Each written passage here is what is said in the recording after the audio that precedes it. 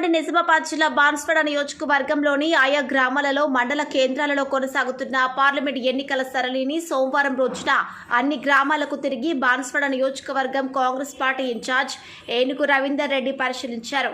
సందర్భంగా చందూరు మండల కేంద్రంలో సీనియర్ కాంగ్రెస్ నాయకులతో కలిసి ఎన్నికలు ఏ పార్టీకి ఏ విధంగా చేయబడ్డాయో తెలియజేశారు.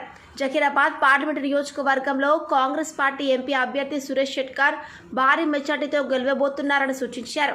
స్థానికంగా ఉంటూ 30 సంవత్సరాల నుండి రాజకీయంలో ఉన్న నాయకులు తమ పార్టీ ఓడిపోతుందని తెలుసుకొని ఇతర పార్టీకి ఓటేయాలని ప్రజలకు సూచించడం విడ్డూరంగా ఉందని రవీందర్ రెడ్డి హేళన చేశారు. ఆగస్టు 15 లోపు రైతులకు సీఎం రుణమాఫీ చేస్తున్నారని, సంగతి 5 గ్యారంటీలు అమలు చేసిన వాటిని తెలుసుకున్న ప్రజలు అధిక శాతం కాంగ్రెస్ పార్టీకి ఓటు వేశారని ఆయన అన్నారు. ఆయనతో పాటు ఎంపీటీసీల ఫోరం రాష్ట్ర మాజీ అధ్యక్షులు ఎలమచిలి శ్రీనివాసరావు, మండల మాజీ ఎంపీపీ శ్రీనివాస్ గౌడ్, మాజీ ఉపాధ్యక్షులు రామిరెడ్డి, కాంగ్రెస్ నాయకులు ఉన్నారు.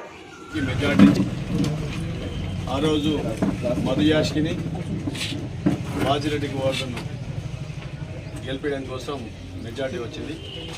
20 సంవత్సరాల తర్వాత ఈరోజు జరిగిన ఎన్నికల్లో ఖచ్చితంగా కాంగ్రెస్ పార్టీ సురేష్ షెట్కర్ను గెలిపేయడం కోసం మంచి మెజార్టీ వస్తుందని చెప్పి నేను విశ్వసిస్తూ ఉన్నాను. ప్రజల్లో పూర్తి స్పందన, ప్రభుత్వ పథకాల మీద మంచి నమ్మకం, సోనియా గాంధీ అయితే మాట ఇచ్చిన ప్రకారం తెలంగాణకు ఇచ్చి ఈ గ్యారంటీలు కూడా ఒకటి ఇచ్చుకుంటూ పోతుంది. కాబట్టి ఆగస్టు 15 కూడా మా రుణమాఫీ అయితే నమ్మకం ఏర్పడ్డది. కాబట్టి ఇలా మంచి స్పందనతో కాంగ్రెస్కి ఓట్లు పడతా ఉన్నాయి. దురదృష్టం ఏంటంటే గత 20-30 సంవత్సరాల నుంచి ఉన్న నాయకులు వాళ్ళు ఓడిపోతున్నామని గ్రహించి ఇంకో పార్టీకి ఓట్లు వేయమని దుర్మార్గం. దానికంటే వేరే ఏముండదు. అది దిగజారిన తనానికి ఇది నిదర్శనము. అంటే వాళ్ళందరూ వాళ్ళే మా పని అయిపోయిందని చెప్తున్నారు. కాబట్టి దీనికి రిజల్ట్ తర్వాత వాళ్ళకు చక్కెరకి మాన్యాలే ఏముంటాయి ఇక.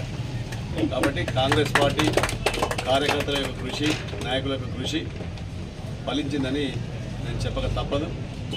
రాబో రోజుల్లో ఖచ్చితంగా లోకల్ బాడీలో కానీ ప్రతి ఎలక్షన్లో కాంగ్రెస్ పార్టీ ఇదే పరంపర కొనసాగుతుందని చెప్పి తెలియజేస్తాను.